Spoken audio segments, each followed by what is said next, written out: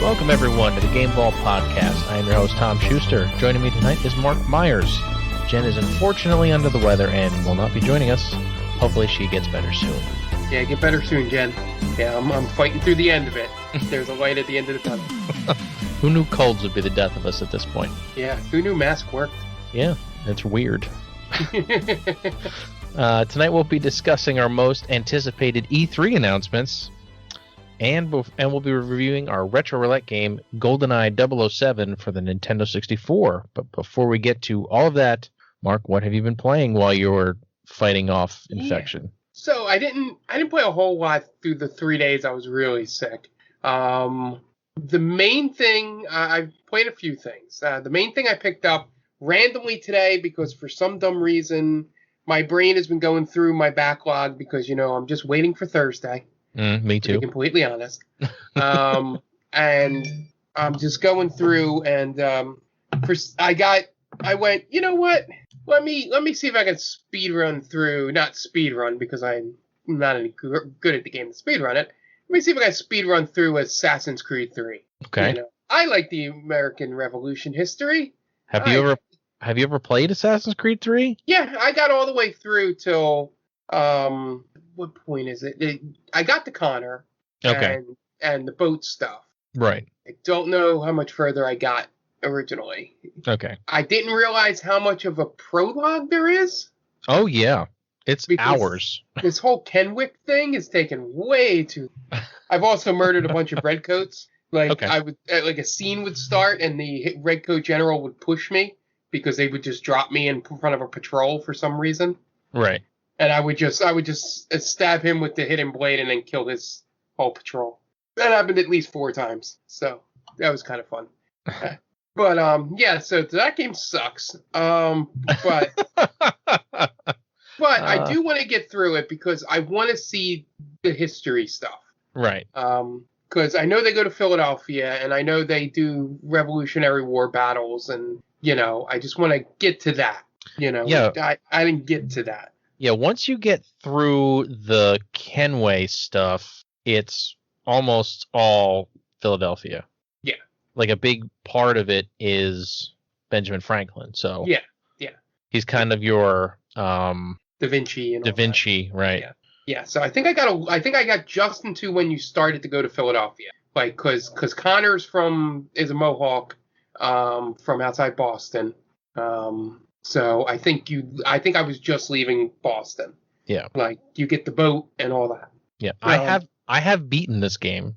Yeah, and you can't remember. It was because I beat it so something I do with Assassin's Creed games, and we're going to go off in tangent already. Yeah. I will start them, and then I'll get bored, and I'll go. I played a lot of that game. I should probably go back and beat it. I don't do that thing where I start over. Yeah. I'll go back and then continue through it, which is what I did with Assassin's Creed 3, because I got to Connor and I was like, man, this is boring. This is really boring. And then I eventually was like, I'm pretty sure I paid full price for that game. I'm pretty sure it was one of those games as soon as it came out, I got it. And I was just like, oh man. Yeah, I did the same thing. I gotta beat this game. Yeah. So I'm playing through that. I'm not even through the Kenwick stuff yet. I had started it when I first got the computer, and it was one of the games that I downloaded to actually be able to play on my computer because they had a big sale on it. I think it was like $4 or something for the remastered edition back when I first got my computer upgraded. Yep. So I got that along with Origins and a bunch of other stuff through Epic sales. What Epic was just dropping sales about 1.5 years ago. Through Sequence 2 on Sequence 3, so I think I'm almost done with Kenwick. So I'm probably going to plow through that just to see. I won't give too much of an update here on what I'm doing. And the other thing on PS5, still playing my sports games on there. NBA 2K and MLB The Show look amazing on the system. So I play through those.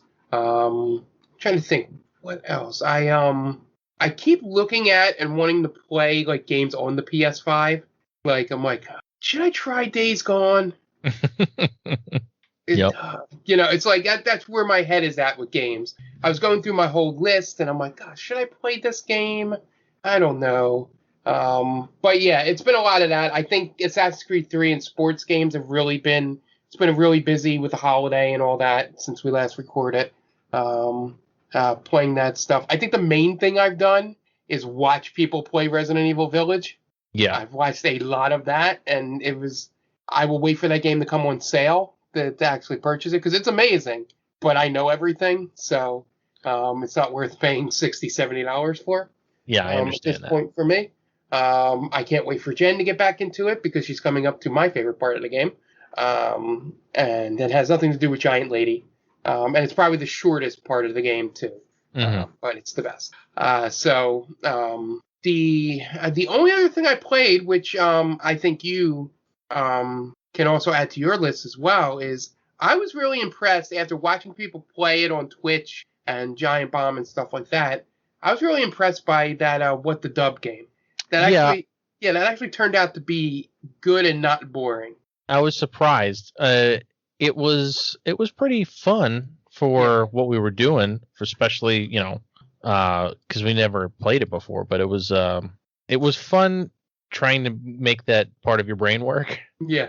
But yeah, I had a lot of fun with that. I was surprised at how easily I was able to come up with some answers, because I feel like usually in those kind of games I like just blank and I have no idea what I'm going to say, what I want to say, but it was pretty fun. I have to admit, I enjoyed it. Yeah, so I had fun with that, and then of course on stream I played the first 4 hours of the Mass Effect Legacy Edition. I will say the game looks much better. I would hope with the so. graphical upgrades. Then I was watching somebody do a playthrough with the PC with mods before this Legacy Edition, and they did a really good job with the upgrades. So it looks good. Mass Effect is still a terrible shooting game. It's real bad. I don't remember if 2 or 3 gets better. I think they do. But one is pretty bad. But I went for those of you who don't know, next weekend I'll probably pick up with it again. I'm playing a Shepherd that is just a dumbass and doesn't really inquire about things. We can always go to the left and get more information on something. I never do that. Unless if I needed to trigger something. And I'm picking all Renegade options. Any Renegade or the shittiest answer on the right-hand side, I'm picking all those. Some great situations have occurred. So I'm looking forward to it. The only time I've really been Paragon-ish is when I'm recruiting Rex and Garrus and Tali. Even though I was a little bit of a dick to Tali. But it's just to make sure I get them on my team. There's a way to not get them. Well, there's a way to not get everybody, I think. Yeah, all the ones that aren't Ashley and Caden. I think I'd have to look this up, so correct me on Twitter if I'm wrong. But I think those are the only 2 that have to come with you. And then I think one more. I think you maybe Garrus comes anyway because you need him for the investigation on Saren. Mm-hmm. But I think you can not recruit Rex and Liara. No, it's Liara. Liara is the one you need, and Garrus. Rex is the optional one, because everyone else is part of the story. I think. I forget. Correct me if I'm wrong. I know you can lose most of them at some point, so that should be fun to see if my Renegade stuff loses people. I am pumping everything into Intimidate as soon as that is available to increase. I will use as many points to fill that bar and then fill in elsewhere, because that allows a lot of those Renegade and Paragon options to become available. And it also helps when you're selling stuff. If you have Intimidate up, you get a lot more money for the things you sell, which I didn't know the first time around. And Charm makes things cheaper to buy. But as I think Jonathan said, it was Mayton in chat, said that you can pick up just about every good weapon in the world, so there's no reason to really buy anything. Outside of the armor, the Spectre armor, which I think is the only stuff you really can't pick up in the world. So if I can sell things at a high price and be able to buy that armor, then I'm good. But my favorite line, I think I mentioned this on stream a couple times, is there's a line from Joker where you're like talking to him for the first time when you take over the Normandy, and he sort of tiptoes around his disease. And if you pick the shitty options for Shepard all the way through the conversation, she'll end it with, "You're not going to infect everyone, right?" And for those of you that don't know, Joker's disease is he just has brittle bones. It's not like a virus or anything, but that's exactly how she says it. She goes, "You're not going to infect everyone, right?" And it was great. It was the moment that made me laugh the most. I had never heard that line before. I'd never seen it, and it fit the character perfectly. I got to see my favorite line that I've seen every time I played one. The 1.5 times I played before it is you meet the crazy scientist guy on the first planet on Eden Prime, and you can tell him you can say you want him to shut his mouth or something, and Shepard goes, "Say goodnight, Manuel," and then punches him in the face. And Jennifer Hale delivers it so well. That's great. So I'm looking forward to getting back on that horse next week. And playing a couple more hours of that. Hopefully we'll get Liara, and then we'll get through the 3 planets before Vermine, and then maybe do some side stuff. But that's about all I played. We'll have a lot to talk about next time, especially me and you. Yeah. So looking forward to it.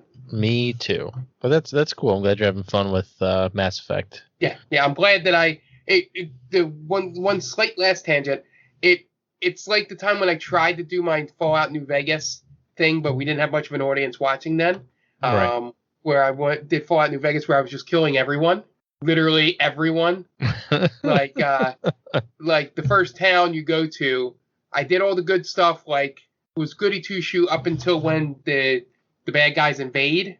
The people that escape the prison or whatever invade the small nice town. You're supposed to fight them off, and then the town's like, "Oh great, come back here anytime." Well, while the whole battle was going on, I just killed everybody in the battle. And so that town had no more residents left in it. So that was fun. Then I went to the second town, and there was way more armed people there, and it became a problem. But I would love to do that again at some point. But I think that's my favorite thing about going back to some of these games with choice is to just pick a lane. Like, I'm not going to be like, this is how my Shepard thinks. I'm like, all right, I want this Shepard to be like this, and I'm going to do everything I can to be like this. I mean, that's good. That makes playing those games so much easier. Like, if you go ahead of time, if you're going, all right, I'm just going to do all the good. I'm going to do all the bad. I'm going to, all the Renegade, all the Paragon. It just makes life easier when you're trying to play those games. Yeah, I can't wait if we, in 2 years, when we're done all of them, if I go through all of them, to see what my choices of being a completely renegade Shepard will look like and who will be by my side. That's good. Yeah, I think that'd be fun. All right. I have been playing more Kingdom Hearts Chain of Memories, of course. I've finally made progress. It was a tough go there for a little while, but I've now progressed. I think I'm on the 6th or 7th level of the castle. You're in Castle Oblivion, if I haven't mentioned that previously, and you're just going through all of the worlds that you've previously gone through in Kingdom Hearts 1. So slowly getting there. I'm figuring it out slowly but surely. It's just a weird game to get a hang of, if that makes sense. It's just like the whole card thing is just weird to try to figure out when you're used to just playing a game that's an action game. So the card thing, I'm slowly figuring it out, but it's still a slow go. Like, I should have been done with this game months ago, but it's just taking forever. But yeah, so that, and then I, of course, I've been playing some MLB The Show. Just when I have 5 minutes and I don't feel like watching YouTube, I just throw on a game or two of the show. My player is in AAA. He's almost in the majors. I'm thinking next season, or he'll be a late season call up, and then hopefully the season after that he'll get to start with the big leagues. Which I don't know that I've ever in a Road to the Show have had a player make it to the majors. Like I always just get bored before that happens. I only did it once with the easiest route, which is to be a relief pitcher. Yeah, well, I don't know. I don't know if I mentioned this, but if you like start a road to the show, it automatically makes you a two-way player, which is really weird. Like why? That's the whole thing with this year. I know, but it's just like, all right, Ohtani did it, so now we got to make it a thing. Now we have to like, now everybody's going to try to be a two-way player. Like I said, it's the thing with the game this year. You can totally choose not to do it, and choosing to do it is ridiculous. Well, like I didn't realize, and then I was like, all right, I guess I'm just going to do this because it might make it more interesting. It might make me want to play it more if I'm doing pitching and hitting. But I set it up so the guy only pitches like he's not in the rotation. He only does like spot starts. Yeah. So it makes life a little easier instead of having to pitch every fifth game, and it'd be a nightmare. Yeah. But yeah, I mean it's still fun. It's again, we've said this over and over, Ant and I. It's one of those games you have to play like right after work, and you can't play after 7 p.m. It just all of a sudden you can't hit. It's just it's the timing. The timing is so precise, and even if you get it right, it sometimes doesn't matter. It's just baseball. Like you could have a perfect timing, and it's just like a lazy fly ball. It's like, why bother having the perfect timing and telling me it's perfect if you're just gonna have it be a not a hit? It should be a hit every time if it's perfect. But that's baseball. All right. Other than that, I don't think I've mentioned it on this podcast. I think I mentioned it on stream, but I'm a very weak person, and I've added to my Kingdom Hearts collection. All right. I purchased Kingdom Hearts Melody of Memory because it was $29.99 on sale, and I was like, you know what? I could probably that's good for this game because it came out at like $50, and I was like, I'm not paying $50 for this game. So it finally got down to a price where I was like, okay, I could do that for a rhythm game, and it's really a weird rhythm game. It's because the notes are enemies, and you attack them to make the note play. Okay. So it's like a hybrid action rhythm game. It's really weird. Like I might have to stream it just to show people like how. I don't know if I can though with copyright or whatever. I'll have to look into it just to show people like because so also the controls are weird. So there's 3 different buttons you can use to control Goofy, Donald, and Sora. You can use L1, R1, and X or cross for those who care. Who say it wrong. But you can just hit X for all of the notes, unless it's like a linked note where you have to hit more than one at a time. Like you could just hit X the whole time. It's just weird. Like I have in my brain set it up so that L1 is Donald, R1 is Goofy, and X is Sora. Just so I like keep using all of them. But otherwise, it makes no sense. It makes no difference. Like I could just press X over and over and over and over, and then for the linked notes, have to hit all of them. You know? Yeah, it's almost like it's a game for babies. It pretty much is. It's not. I mean, but there are some hard stages, which is weird. Like it gets somewhat complicated to like where I'm at now. I kind of like rolled through the first couple of stages, and now I'm at the parts that are now getting difficult. So, but the nice thing about it is that it explains the story as you go forward. So I'm hoping that it gets to like Kingdom Hearts 3 and tries to explain what the hell happened in Kingdom Hearts 3, so I don't have to like watch 100 YouTube videos to figure out what happened. That's the hope, right? Yeah. Sit in front of YouTube. Yeah. I don't want to do 100 hours of research to figure out what happened in Kingdom Hearts 3, like I did at the end of Final Fantasy VII Remake. Like I don't want to do that again. Well, we're gonna be doing it in a few days. I still haven't decided if I'm playing through the whole thing at once or if I'm just gonna play the DLC. I want to play it all the way back through with all of the enhancements, but I haven't made the decision yet. Also, I don't know if the DLC is like integrated into the story or if it's just all after. Like I don't know how they're doing it. I guess we'll find out. Yeah, Well, knowing, I don't know, knowing. Well, I mean, if they're doing it like they did Final Fantasy 15, it'll be its own thing. I think what they're doing, and I haven't fully read into all the stories about it, but I think that they are. It's supposed to take place during the time you're with Aerith going to Wall Market. Right. While you're doing all the climbing. Chapter 8 or 9 or right. something like that. It's supposed to take place during that period. Like before, like you'll get to see what happens, why Tifa's going to Don, Corneo. I don't know if that'll happen, but, what they were doing while, you were with Aerith. Yeah. Yeah, I don't know. I guess once I download it and like look and see, all right, is it its own thing? If it's its own thing, I might just play it by itself. But if it's like integrated into the story, I might just do it all at one time. I might replay the whole game. Yeah, I may play it all again on easy and just to get to that. Like at this point, I'm not a difficulty snob. Me either. I've already gone through this game. I just want to see this new stuff, and I don't care if I make the new stuff easy. Yeah, I just want to see the story. I don't give a shit about hard mode. Like I used to be the person that would go back and beat games on hard mode, but I don't care. I mean, I would do it for this game just because of the stuff they change. Like they give you a reason to do hard mode. Yeah, but it's not like I used to start games on hard mode. I don't do that anymore. Yeah. I don't do that anymore. I beat all games on easy or normal. And then if I want to like remake, I got all the way up to Hell House or Triple H fight as me and Jonathan called it. Hell House on hard.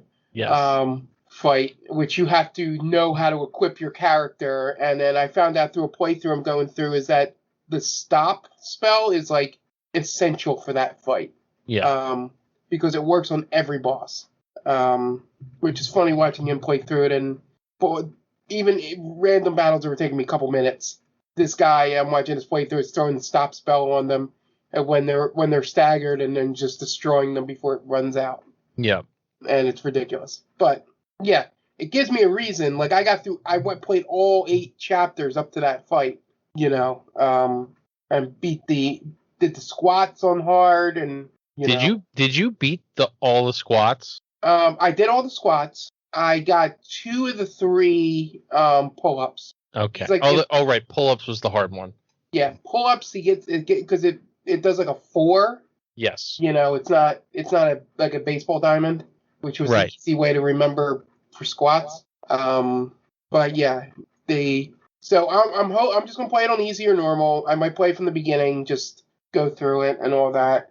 I'm hoping it's not one of those things, but Nomura is involved, so God knows that all this phone stuff is also gonna be connected to story somehow as well. Yeah. Yeah, we'll see. I mean, I'm excited either way. Yep. I'm ready to purchase Integrate as soon as possible. Yeah. I'm a big Yuffie fan, so I can't wait. I can't wait to control Yuffie in battle. I feel like her fighting style is perfect for this game. Yeah, it'll be fun. All right. So, a lot of stuff has been happening. I have a little bit of computer-related news I'm going to talk about real quick. Computex happened last week. It's usually like I guess it's a Computer Insider event. I believe it takes place in Korea, South Korea. Okay. But obviously it was all remote this year. But a lot of new things usually get announced at Computex.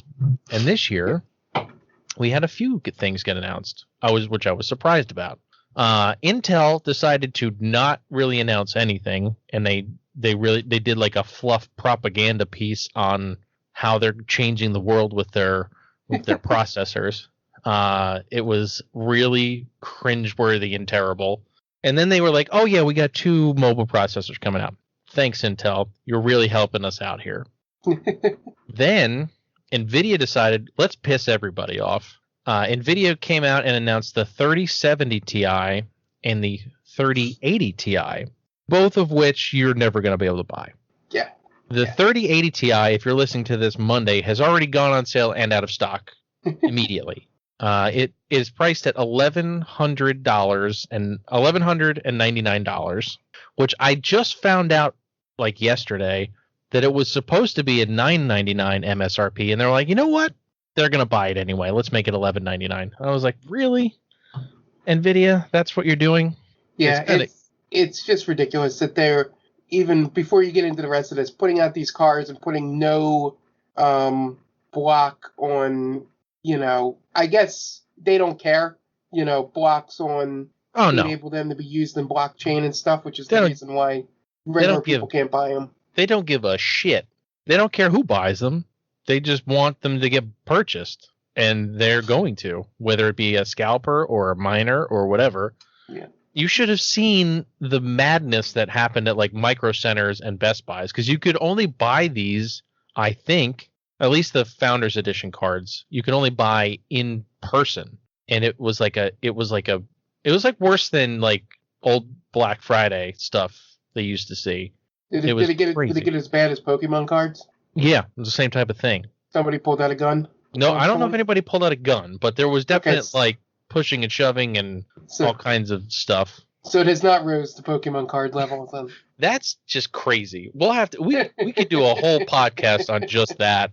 I don't know what is going on there, but yeah. Anyway, so the 3070 is priced at $599 MSRP, which that's not so bad.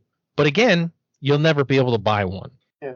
They released June 10th. So if you're listening to this, it is 2 days from now. Yeah. Right? 2 days. 3 days from now. 3 days. And it's slotted obviously right between a 3070 and a 3080 with the price to match. I've seen a lot of reviews on the 3080 Ti saying that it's very close to a 3090, which is probably another reason they raised the MSRP, because it performs almost like a 3090. But again, we'll never see them in person. Like there's no point in even like discussing it, because it's so funny. Every video I saw on the 3080 Ti was like, is NVIDIA totally tone deaf? Do they not understand that? Yeah. Like we all know this is a cash grab, and they just don't care. So whatever. Yeah, and capitalism, baby. It's just the thing is I'm not gonna. There's no way you're not gonna tell a company to not make money. No, yeah, but you can tell them that their normal install base is not going to want to purchase from them after all the mining is over, because the mining will end. Yeah. It will crash, and people will sell all their cards, and then they'll have a shitload of stock and not be able to sell them because miners are no longer there. Yeah. Or they're using something else to mine. You know what I mean? Yeah. It's just my thought was it's just, I guess 1080 gaming is what I'm going to be doing for a while. Yeah, exactly. I guess I'll learn ray tracing at some point. I guess my PS5 ray traces, so right. I'll be able to glad I purchased that, and that was hell. But a funny tangent here. I heard somebody saying that the most impossible gaming console to find is not the PS5. It's the Xbox One S. Oh, the One S or the Series S? No, the One S, because they made it cheap, so everybody bought it, and they're not producing anymore. So it's like for all those people that can't find a Series, S or X, and we're like, you know what? I'll just get the One, S or X. It's like impossible in some places. I was watching a streamer tell a story that he went to a friend's house in Colorado somewhere, and they went out and they went to Walmart and Best Buy, and people were like, dude, I haven't seen an Xbox One since November in this store. I don't know. And they went to the GameStop, and she pulled them around behind the counter and went into their inventory system. She's like, look at this. And it showed all the GameStops in Colorado. She's like, we have the only Xbox One S in the state of Colorado GameStops. And great. She's like, we have it listed for $350. Do you want it? $350? And he was like, shit. Sure. I mean, excuse me. If you're that desperate for a gaming Yeah, console. they needed it for whatever they were doing at the house, and they went to like 4 different stores, and people just basically laughed at them. So what you're saying is if you own an Xbox One, you should put it on eBay now. One S. A 1S. You could probably find base ones used easily, but 1S is because they dropped that to like what 100 or 99, 199 or something. Probably 199, I would imagine. Yeah, and the stock went. That might not be everywhere. That Colorado might be not being a normal, coastal state or, have many big cities in it. Might be an outlier, but that would be still 80% of America would be in that boat, So, but anyway, that's all this conversation about graphics cards made me think of that, and then how insane it is, nowadays with all this technology, and things you're not being able to buy not what you want, because you shouldn't sound like a baby going, I want it, sort of thing. It's just like, well, even if something breaks, I can't replace it. Yeah, that's really the hardest thing right now is that, like, if you have a graphics card that is dying or whatever, you purchased it 2 years ago and it's dying, they won't, you can't even get a replacement if you send it back to them. Like, you have to hope they can fix it.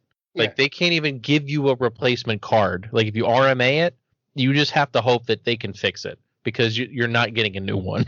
Yeah, that's why I'm so glad I don't hardcore game on my graphics card. I'm not like doing everything all the time at highest settings, Yeah. I'm not pushing it to the limit. I'm like, I'm fine with 1080. Absolutely fine. Yeah. Game looks amazing.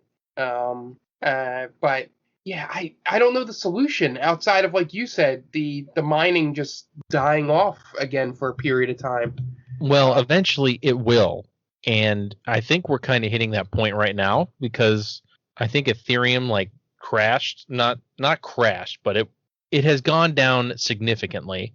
And I believe they're going to make Ethereum not able to be mined by graphics cards soon. I don't know exactly when. I may be talking completely out of my ass, but I'm pretty sure that is the case. And once that happens, there's going to be a flood of graphics cards hitting the market, and then you'll be able to buy whatever you want on the secondhand market for really relatively cheap. Like, I bought an RX 480 after the first mining crash for like $100. That same card right now is selling for like $450.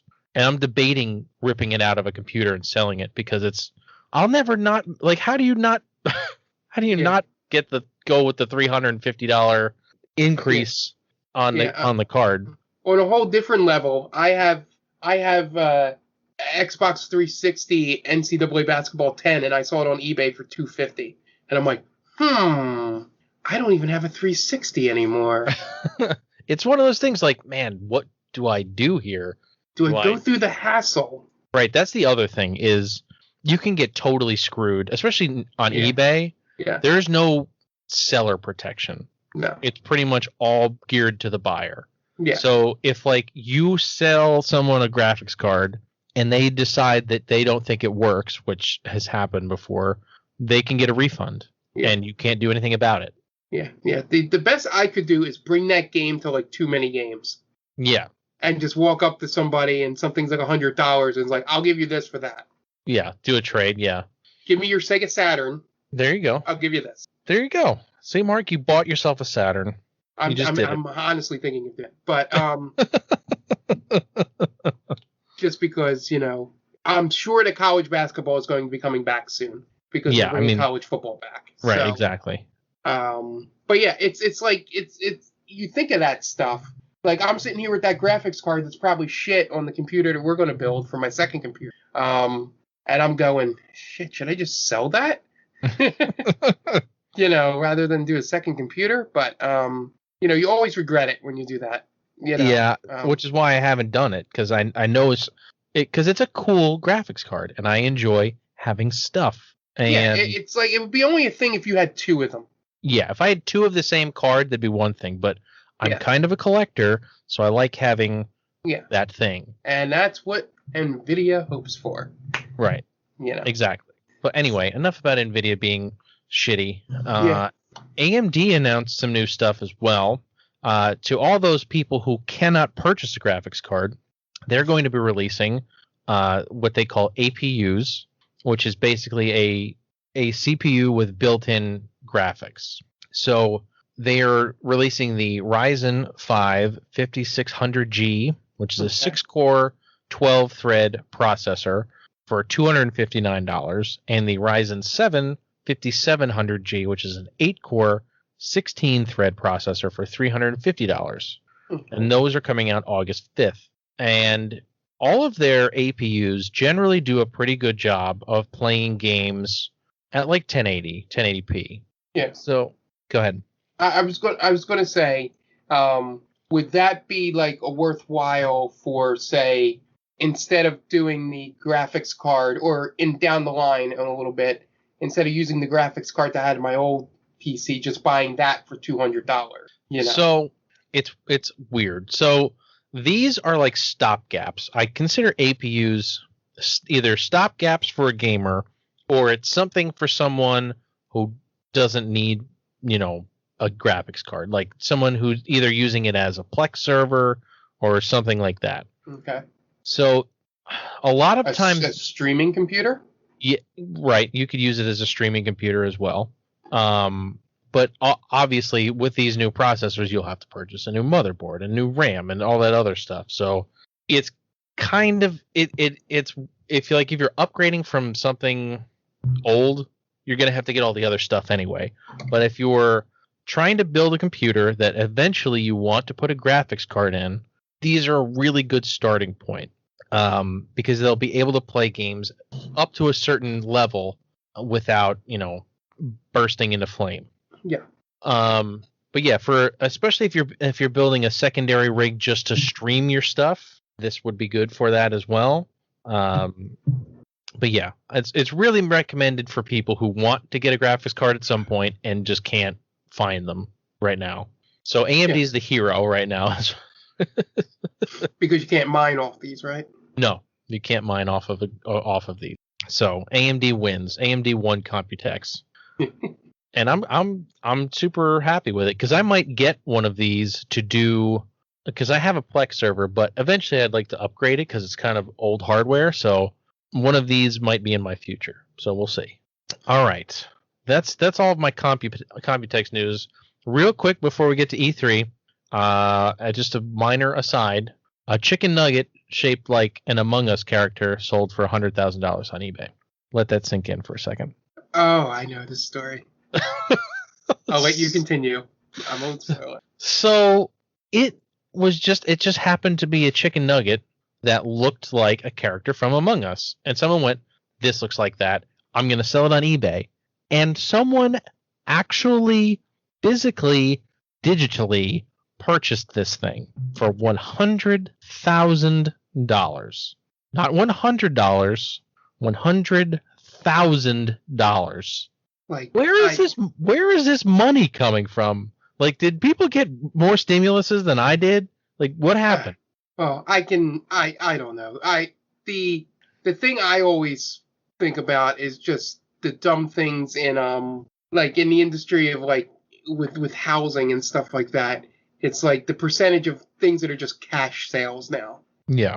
It's just, I'm like, where are people getting all this? Like, what were they doing over the pandemic that, cash sales are up? And I'm not even talking like cash sales, like buying shells at like $80K. We're talking like significant money. Right. That people are just putting cash out for. And this is probably the same person that purchased a condo for $300,000 and goes, oh, that chicken nugget looks like that game I love. Here's $100K. Yeah, it just blows my mind. Yeah. I don't know where people's money is coming from, and I mean, obviously these people are probably our age. Yeah. I don't know. I can't imagine spending that much money on something so stupid. It's it's what makes it frustrating for at least people like us in our generation that want to be collectors but not crazy. and want to get certain things, and somebody will just put a ridiculous amount of money on something. I want to get like an original. I have the cartridge, but like, hey, maybe I want an in-box Legends of Zelda, Link to the Past. Which you can't buy anymore because they're like $300. Exactly. I'm like, I'll spend $100. I would pay $100. I think the cart was like $70 when it came out anyway. Right. So it's not like that's not much of an increase. So in-box, everything, 100, sure. And then when we went to too many games, there was one for $350. I'm like, no, fuck that. The only thing I may pay for is like if somebody had an in-box NES gold cartridge of the original game. Yeah. That's pretty cool to have. But it's like a lot of these people now have disposable incomes that are our age and are buying their trying to think of what the equivalent would have been for like boomers and stuff. Probably cars, like yeah. Like I feel like classic cars were a big baby boomer thing. Yes, that exactly. It'd be like if we like to get muscle cars, but like didn't want to spend too much. Like we would take any year Mustang. It didn't need to be like the classic year, like like a 64 and a half, like the first year or whatever. Yeah, like people are like, oh my god, I need to have that Mustang with all that. And I'm like, somebody have a 71? Like I don't. Yeah. But that 71 would be just as expensive. That's where we're at with all of this stuff. You put anything out that's some kind of video game or something, and somebody with disposable income who's an idiot will put money out, ridiculous amounts of money for it. Right, and then it hurts everybody else because people can't afford those things, which is kind of why I'm happy that people like Retrobit are putting out stuff like re-releases of games. Like they're putting out, and we talked about it, I think last podcast, they were putting out the Wily Wars for the Genesis. Yeah. Like first of all, they never released that on a cartridge, so that's cool in itself. But it's only $70, and you get 3 games, and you get a collector's edition stuff, and that's cool. They've done that with other games that are exceedingly expensive too. I want to say they did it with Metal Storm, which is a very popular, super expensive NES game, because I think it was like a late NES game, and they didn't make many of that cartridge. So now it's like a $500 game, but they re-released it for $45. I can deal with that. It's licensed. I know it works, and it comes with all this cool extra stuff. I don't care that it's not original. Yeah. I want the game on a cartridge. It's just really weird to me that people spend so much money on stupid shit, especially food. It's going to go bad. Well, it's McDonald's, so it might not. But for a while.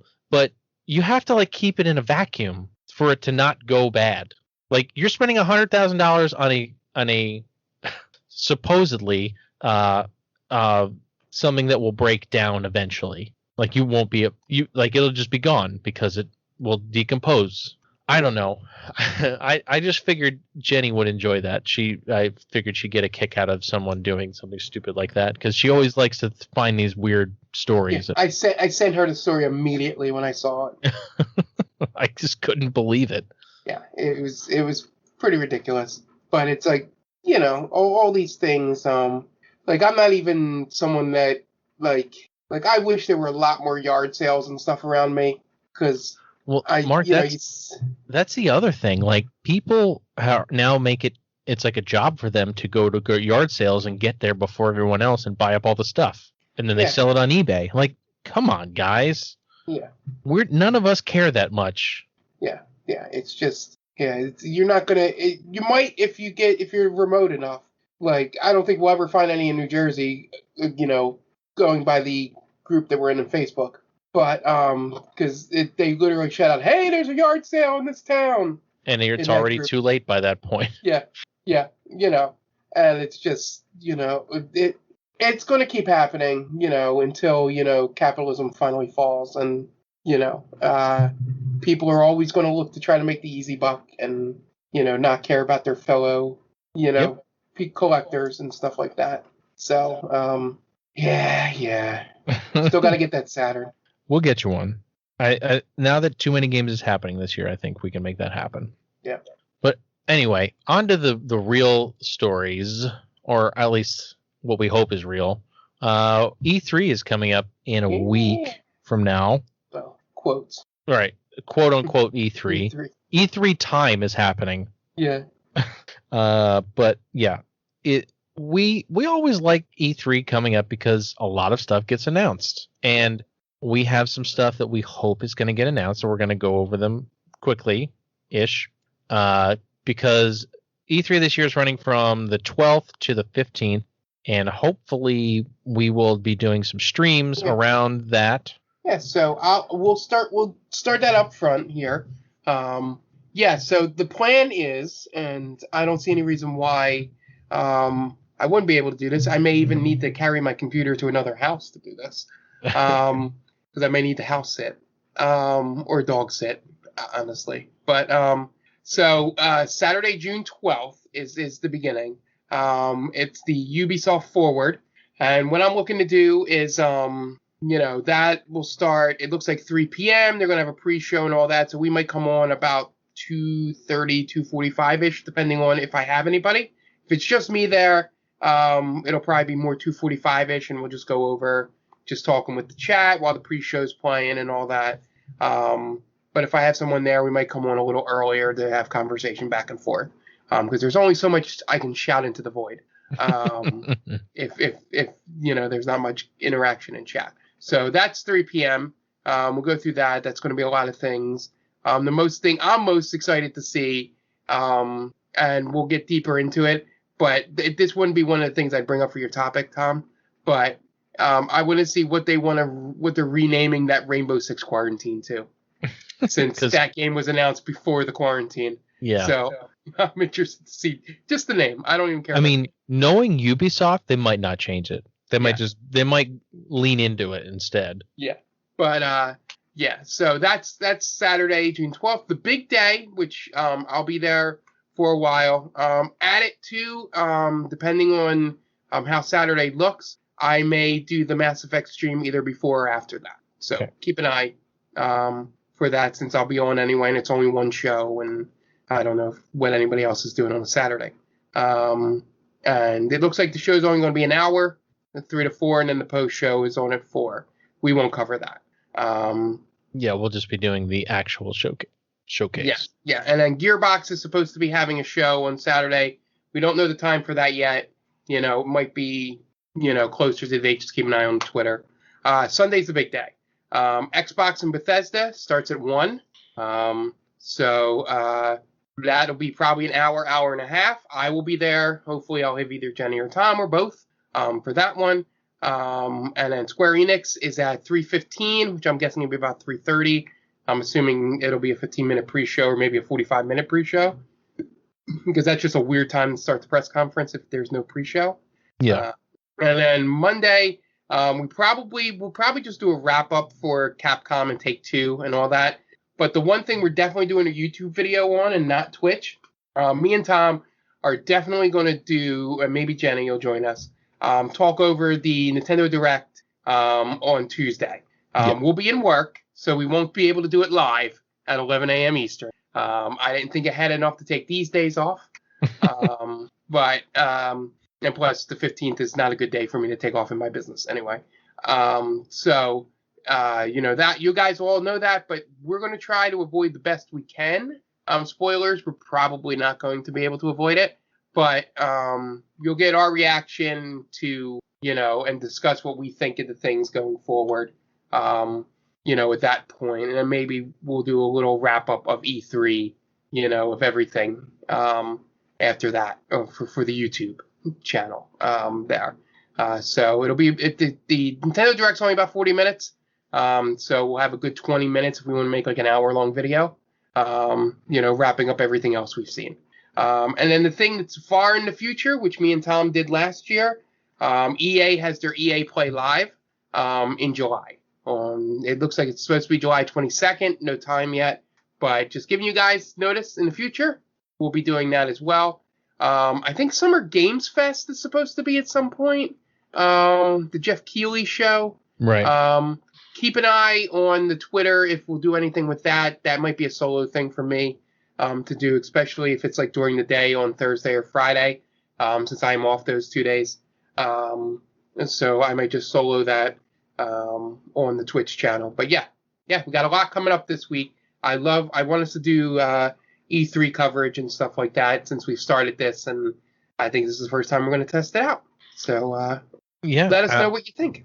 I'm excited because this is coming up on the 2-year anniversary of our first podcast also, because our first podcast was a recap of E3 2019. So, which is essentially me. I watched every podcast, and you guys watched the ones you wanted to. So there's an entire section. So don't go back and watch it. Listen to it. There's an entire section of me just rattling off like 2 or 3 podcasts, and you guys going, "Yep, yeah, yeah," because we're, oh my god, that happened. Because you hadn't watched it yet. Yeah. So yeah, I'm looking forward to having everyone involved this time, and I think we might have more of a YouTube presence with it. We'll discuss that more this week. Since it'll be on weekends, we might be able to pop in to just do maybe a brief 20-minute recap of podcast for all 3 of us to talk about. Right. So, but first, Jenny's got to get better. Yeah. Everyone needs to rest for a week before we go through this. Yeah. That's why we had this week. But yeah, so I'm excited. Me too. So I have a few specific things I'm looking forward to. I don't know if you have anything specific you're looking forward to, Mark. I am. So first for me, I really want to see this Xbox and Bethesda showcase, just because Bethesda tends to show a lot of stuff and Xbox needs all the help they can get. So I'm really looking forward to this because I want to see. They're supposed to be announcing, fingers crossed, a new Forza Horizon. I know that I'm the only one who cares. That'll probably be in Mexico. Right. I was hoping for Tokyo Drift, but we'll save that for another time. Yeah, I've heard Mexico. I would love to see Tokyo, but they've done France, the UK, Australia, and Colorado. So I'm hoping that we get something a little different, just because the past 3 have kind of been very similar. So I just want to see something different. Also, I'm hoping to see something about Starfield. Yes, 100%. And possibly Elder Scrolls 6. Yeah, Starfield's my number 1 for everything. Well, I take that back only because I don't think we're going to hear the thing that it would be my number 1, because I think that's going to coincide with the Switch Pro announcement. Mm-hmm. So I don't think we're going to hear it at this press conference. We may at the Direct, which is why I want to talk over that for sure. Excuse me. Thing didn't mute. It's okay. But Starfield's number 1 on that list for things I think will be announced. I'm really excited about it because I am one that loves Bethesda jank in terms of the stories they tell, because it just leads to things that are just fun. If you don't take it too seriously, like I always tell the story about, I came out of my house in the settlement, turned around, and a chopper had spawned crashing. Right on top of something. I guess it was spawned like where a tree was. So the collision made it crash, and then it fell onto the settlement. And it would happen like every so often, like it was a bug.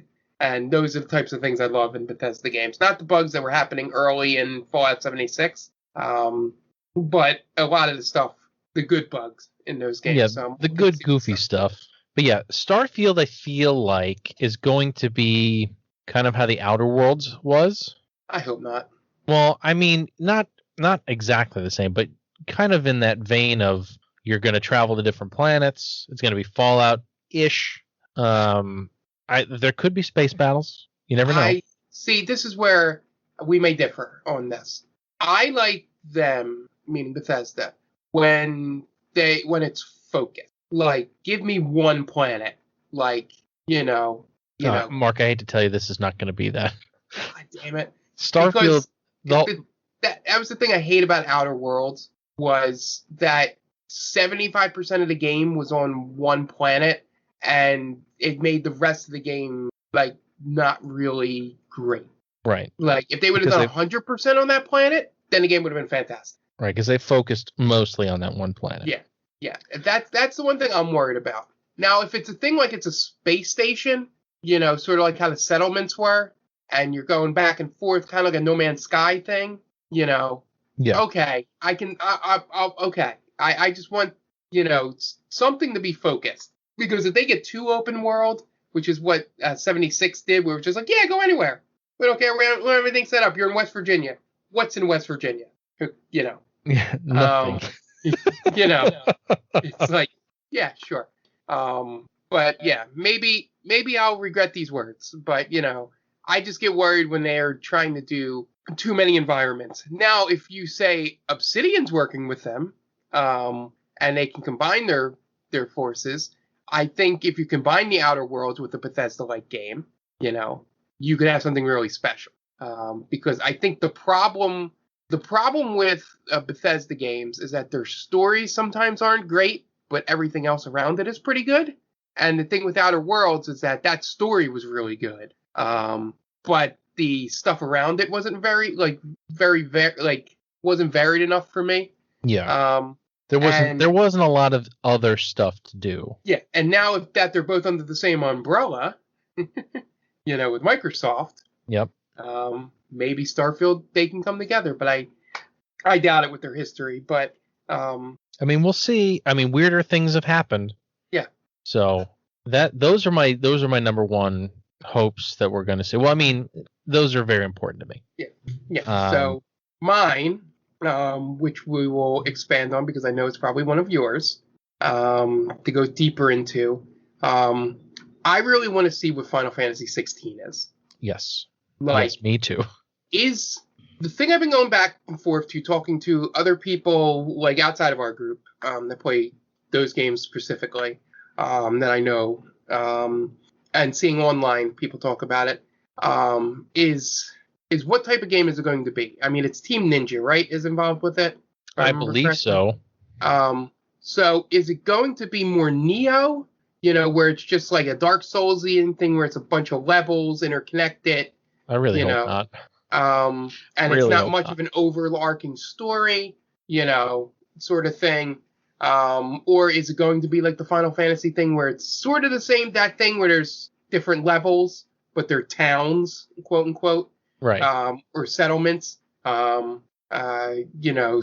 the five gods, and that's how it's all connected. I like the idea that it's going to be focused on crystals, which is a big thing in Final Fantasy. And it seems like each crystal is like one of the gods or summons, like runs its own army. Yeah, I'm really happy that they're going back to medieval styling, because a lot of most of the games past 7 have been futuristic to some extent.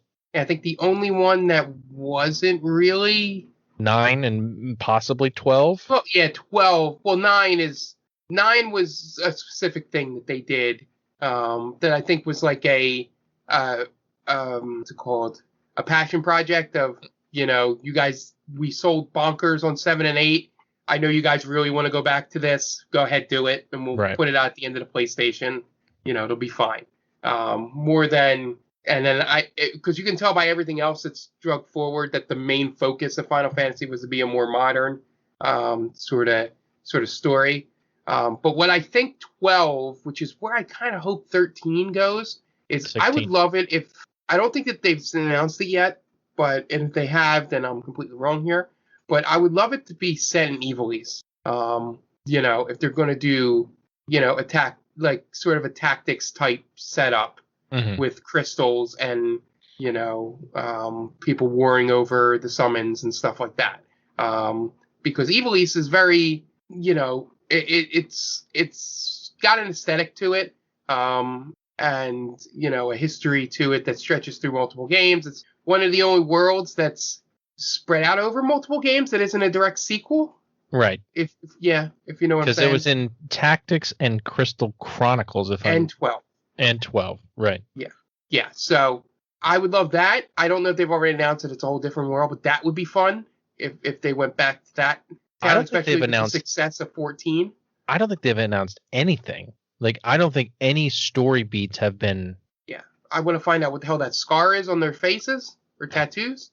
So my big thing is they showed like someone and their parents getting killed. So that's typical Final Fantasy So Batman, stuff. got it.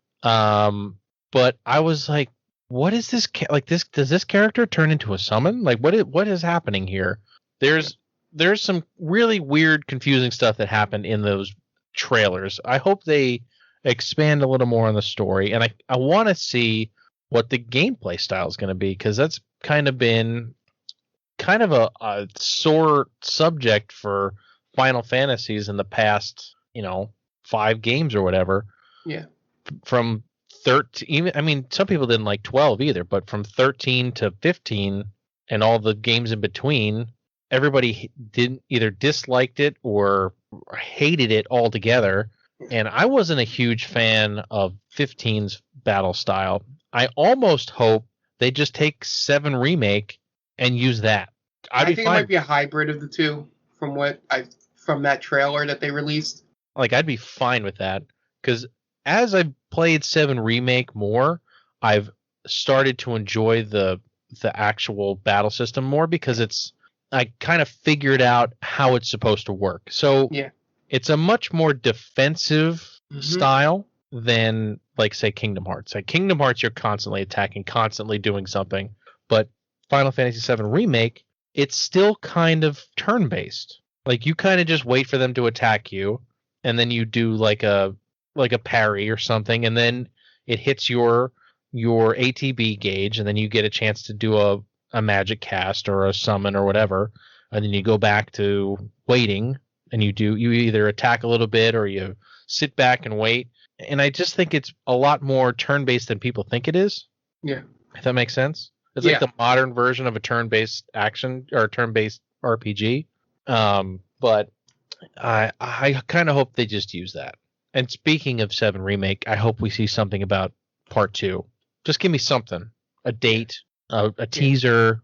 Let me know that it's happening. Let me know that it's in the works, Yeah. The whole thing with the watching that guy play through the Let's Play he's doing on YouTube opened up my eyes to that battle system, and I can't wait to play again, knowing some of the little things I didn't know the first time I went through. For Remake. So I'm excited for the Square press conference, most just for a bunch of things, and for 2 things that you're probably not as excited about. I don't know. I'm not going to assume, but I'm looking forward to the Life is Strange True Colors coming out, and what the remaster looks like for my Game of the Year, Life is Strange. My goatee. Yeah, Life is Strange is not something that interests me at all. Yeah, that first game was ridiculous. But it's kind of like the first season of Walking Dead. That was ridiculous, and then everything after was kind of not great. But yeah, so the Square Enix probably the one I'm looking forward to the most. Nintendo, we beat around the bush a little bit. I would love it if they announced something with Breath of the Wild 2. But I think they're going to pair that up with the Switch Pro release. So if they're not ready to announce that yet, I don't think they're going to say anything. They might tease it. Maybe it's a one more thing at the end, and they show it. Yeah, I mean, that's one of my things is I hope that they give us something about the new Switch. Yeah. I'm sure they won't. They're not going to do anything because it's focused on Nintendo Switch software. Is that what the Direct says? What they says, yeah. Okay. So yeah, I wrote all this stuff down before that came out. So it could. So here's what I could think the one more thing would be for the Direct would be at the end would be them showing Breath of the Wild 2, and it's saying at the bottom running on new hardware or whatever. Some, running on 4K on the new Nintendo Switch. Right. And that's how they sort of announce it. That would be a great one more thing, but again, it's Nintendo. They're very conservative. I don't know if they're going to do that. I would think that their one more thing is going to be Zelda 35. That's just a guess, but yeah, I would like. I mean, I don't know that it's going to be like a Zelda 35 like the game, or if it's just they're going to show Zelda All Stars or whatever. Give me one of 2 Majora Ocarina combo cartridge for the Switch. Mm-hmm. Or you're bringing Wind Waker up to Switch. Right. Either one of those would be great. Like people would be ecstatic about that. But I haven't heard any whispers of it, so as God Skyward Sword. But anyway, not bring it up every time. But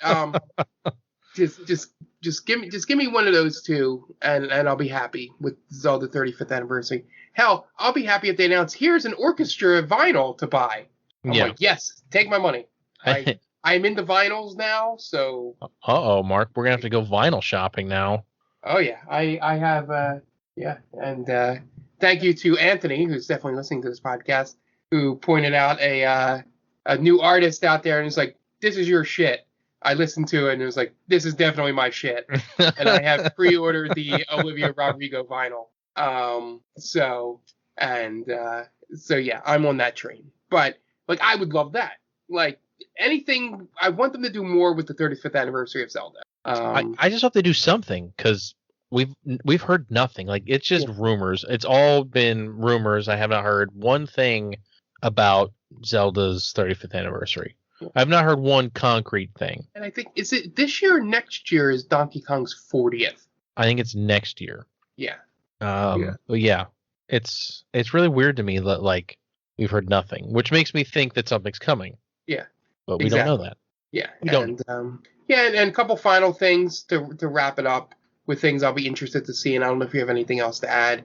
I'm looking forward to seeing more of that, the new Batman game. Mm-hmm. Court of Owls or whatever based game. Interested to see what this Marvel cross Fire Axis thing is. That might be Marvel XCOM. I'll be interested to see what that looks like, because Fire Axis is usually really good. I could see it being an X-Men game. X-Men XCOM. I could definitely see it being that. So I'm interested in that. And then also, on a smaller scale, I'm interested to see what Ace Attorney stuff comes out, because I've been wanting to play those games, and if they all come in a package for Switch in like one cartridge, I will buy it. But I'm interested to see what they do with that. I don't know if you have anything else even that I wouldn't be thinking of that you might want to throw out there. No, the Switch Pro was going to be my only thing, but if they've announced that it's only going to be software, then I'm done. And also the end of it, which makes me think there might be a Breath of the Wild 2 thing, is that it's Nintendo Switch software mostly releasing in 2021. So. Okay, so yeah, we might see some newer stuff coming later. Yeah, I hope. I'm going to throw this out there, but I doubt it's going to happen. No. I'd like to see a Xenoblade Chronicles X remaster. That's the only other non-Zelda game that hasn't been ported to the Switch. So we'll see what happens. We're hopefully, like Mark said, we're gonna do our best to do as much coverage as we can on this, because generally E3 gets a lot of good numbers, and we would like to get in on it, and we'd like to report our thoughts and opinions to everyone. So like we said, keep an eye out on Twitter and YouTube and Twitch, because I'm sure we'll be going all or one or some of those things. Yep. All right. And speaking of Nintendo, we're going to get into a Retro Roulette game this week, which was Goldeneye 007 for the Nintendo 64. I mean, what is there to say about this game that has not already been said? All right, we're done. Nice. All right, now that time to wrap it up. But yeah, if you haven't played Goldeneye, you really need to play it. Here's a problem with Goldeneye though. It's better. It's not as good as you remember it. I was going to amend your statement by going, if you have nostalgia for it, you need to play it to either see if you still like it or to reminisce in those memories. Because I don't think it's one of those things where we had the argument where Ann came on and did this whole thing about Legend of Zelda, where I also believe in this. I don't think kids that had the option to play Fortnite would even look twice at this game. No, I doubt it. There's no the great history with this game is the playing with your friends multiplayer more than the history of anything else with this game. I agree. Because it was the end of an era. This would be like, if you're talking about like the history of this type of game, you'd be more of a Quake, Wolfenstein, Doom. Like those were the ones that perfected the, shooting without looking down sights. Right. The classic deathmatch. Yeah. So I would say that GoldenEye kind of kind of reinvented the first-person shooter for the console. Up until this point, they were just ports of Wolfenstein or Doom or whatever, and they were usually not very good. Or they were Turok. And GoldenEye came out and kind of did everything right. Now, something that people don't know, which is what we were talking about this on stream, the game is way more in depth than just shooting. If you play on the higher difficulties, there are plenty of James Bond-esque things that you need to do. Like you need to sabotage the ship, or you need to take pictures of this thing without being seen. And I just feel like a lot of that gets overlooked because people just remember playing multiplayer, and they didn't really care about the higher difficulties on the campaign mode, which is arguably one of the best FPS campaigns ever. Yeah, it falls into this weird nostalgia hole where it may not be the best version of this game on this system, this type of game. That might go to Perfect Dark. But it's also the one that everyone played. I'd argue that the James Bond tie-in makes it more popular.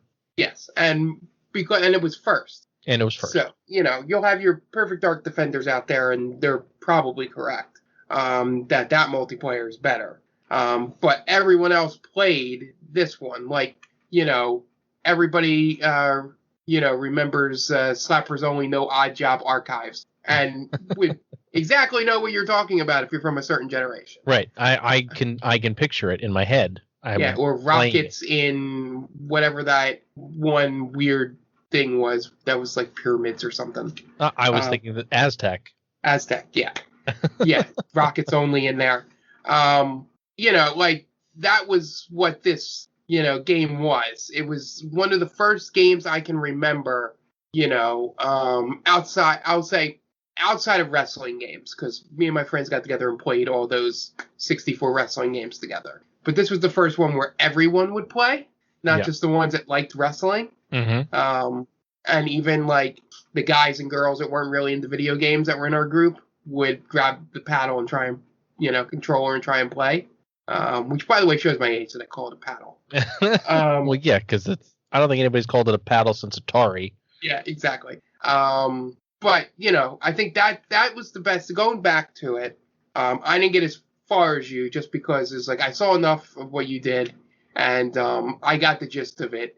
It's just a shame that we got this game now and not, say, a couple months from now, where we could have gotten together, one weekend and play it, the three of us, and maybe have a video on it or something. I really wanted everybody to play the multiplayer. Yeah, that's the only thing missing, because the story, I've watched people play through it. It gets really weird and complicated near the end. And those beginning levels are kind of crazy, and sort of easy if you know what you're doing. And they're easy to get lost, and, Natasha's a pain in the ass. And, God. I didn't even get to the hard level where you have to have her with you. Yeah, it's just, it's a 90s video game that nobody remembers as a 90s video game because they all remember the multiplayer. Right. Something else interesting about this game, though, it was made by a bunch of people who had never made a game before. Like this team at Rare, this is their first game. So I always thought that was super interesting that the fact that they'd never made a game before made this game better because of things they tried to do. Yeah. And they went on and made Time Splitters, which was probably the last game in this era of this type of game. Yes. Yeah, Time Splitters was like their last hurrah. Yeah, I mean, I haven't played the Perfect Dark on 360 in a while. I don't know if that was still the same type of shooter, if that had transitioned to, aim down sights. I just remember that one you could play with bots in the multiplayer, which was always fun for me and my little cousin, because we were the only two that wanted to play like multiplayer first-person shooters in our family. Yeah. So games like Call of Duty were never fun when it was just me and him on a wide-open map. Because he couldn't be online. He was 8. Well, yeah, that's a problem. So that having bots is the only thing I remember because we played it a whole bunch because it was the only one that was any fun. But yeah, it's it's the ridiculousness of, nowadays it would have been a bunch of guys sitting around, and probably happened in colleges in the late 90s, sitting around drinking beers playing this game. Oh, I guarantee it. This was me and my friend's game before Halo came out. Once Halo came out, that was it. We never played GoldenEye again. Yeah. For obvious reasons. Halo was much more modern and easier to hook up and easier to play. And it's also hard once you have, especially like nowadays, once you've gone to twin stick control for a first person shooter, very difficult to go back to something like this, which I discovered, I think, on a Stop Skeletons from Fighting video, that you can hook up two N64 controllers to your N64 with this game and use twin sticks with two controllers. Yeah. It's really weird, and because you're holding two controllers, but you can do it. You can set it up so that you're using two controllers to control Bond and look up and down and walk and do all the things that you can do normally. I think they're switched, like which joystick does what, but you can just change hands, so it's normal for you. Yeah, so go ahead. Yeah, I never knew that, and it still boggles my mind trying to figure out how you would actually play that comfortably. Like, we'll have to try it. I thought about doing it on stream, but I was like, that's just too much work. Yeah.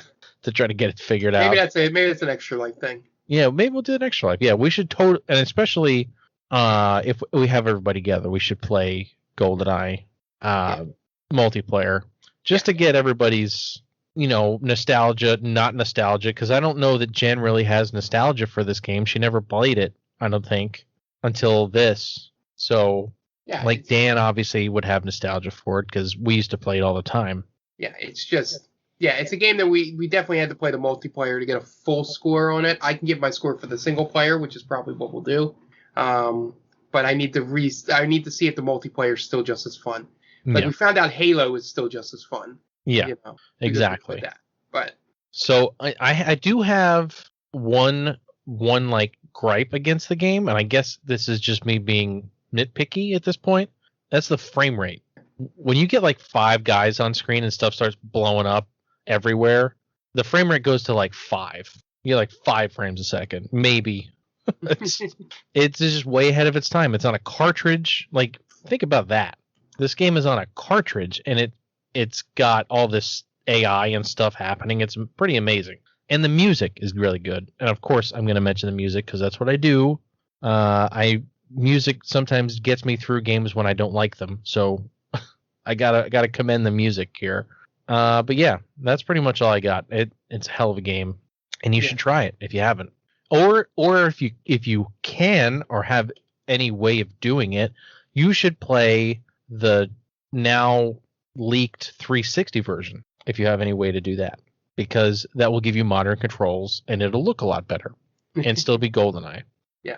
So let's. Do you have anything else, Mark, before we give this a score? No, that was about it. Just looking forward to playing multiplayer with it at some point.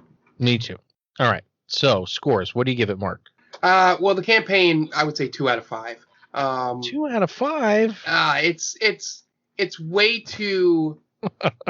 It's a combination of way too complicated at times, unless you play it on extremely easy, and easy to get lost. Like, it's for the time it was probably amazing, but I can only go off of playing it again in nostalgia, and I don't think I ever finished the campaign when I was a kid either. I did. So I don't know. It's just it's not great. Maybe I don't know. Maybe I have nostalgia goggles. I'm giving it a 4.5. Okay. Out of 5. You played a lot more of it than I did. So, but from what I played, it was just like the points you're making are valid. It's very easy to get lost, and I mean there's some dark points where you can't see anything, which is annoying. But I don't know. It's one of those games that I feel like I could pick up and play anytime and be happy with it. So I feel okay giving it a 4.5. Yeah. Okay. Maybe I'll give it a 2.5 for the fact that you can shoot guys in the dick. Okay. Give it a half a point for that. Fair enough. All right. On that note, let us spin the wheel.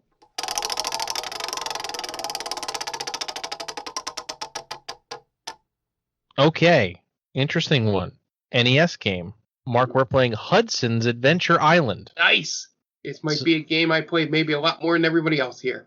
I think so, because I didn't own this game until like last year, so I don't have any reference whatsoever, like no nostalgia.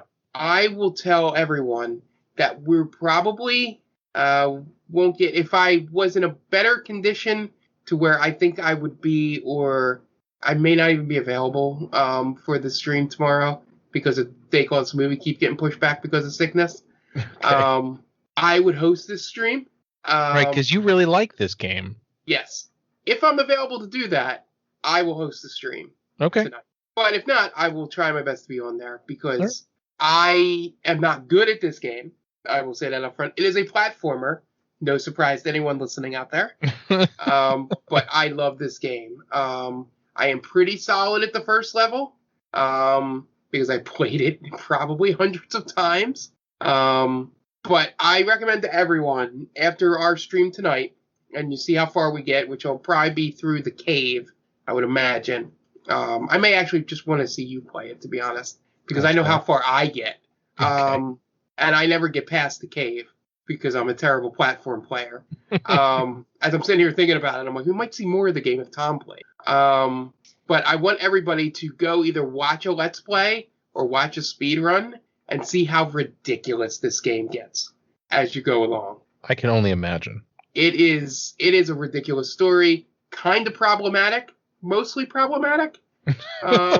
It's an NES game in the 80s. Yeah. So be trigger warning about that. If you do watch the speed run. But this game is not what you think it's going to be in the beginning. All right. As you get later in the game. There are boss fights in this game, which I don't know if you'll get to. But there are boss fights in this game, which I never knew until I watched the speedrun. And I've been playing this game for 30 years. So I am excited we got this game. Awesome. I'm glad that someone else besides me is excited for one of these games. So I think that's going to wrap it up for us this evening. Mark, do you want to let everybody know about They Call This a Movie and Stranger Damies? Yeah. The Stranger Damies, our D&D podcast, airs every other Wednesday. There won't be an episode this week. There'll be one the week after. We stream our sessions live every other Friday. So the count will start from this Friday. Since we had to delay a bit because of sickness and I think Memorial Day weekend and things like that. Thankfully, we had enough episodes backlogged that we're able to do it. But this Friday, we will be doing it. Whether it be an episode or two, I don't know. But we'll at least get one in, and then 2 weeks from then will be the next session. So that is all on twitch.tv/GameVaultPod. You can follow Stranger Damies on Instagram and Twitter at Stranger Damies. And then, we have They Call This Movie every Thursday. Follow that on Instagram and Twitter at The Main Damie. TheMainDamie.com is where everything lives. If you want to listen to all of our podcasts without having to click around on an app or anything, that is where it's located. And it's also got all of our writing and anything like that on there. So be sure to check that out. And then we stream on the channel. Mondays is Tom's retro streams, whether it's the Retro Roulette or playing Suikoden. Wednesdays is Apex After Dark, which I should be back on this week. Thursday, we'll finally be back with Paper Markio. 1 week it was because, real life stuff got in the way, and then the other thing, I was deathly ill. So hopefully, cross fingers, knock on wood, I am off this Thursday, so I should be able to be in a good condition. Now, Paper Markio may look a lot like Final Fantasy VII Intergrade. No, I'm kidding. I mean, you're more than welcome to stream that if you want. No, I'm kidding. I what am I saying? I'll have it beaten before. No. And then Friday is, like I said, it's either we're recording this podcast or we're doing Stranger Damies. Saturday afternoon might become my Mass Effect streams. I think that might be a perfect time to do it. From like 12 to 4 in the afternoon if I don't have anything going on.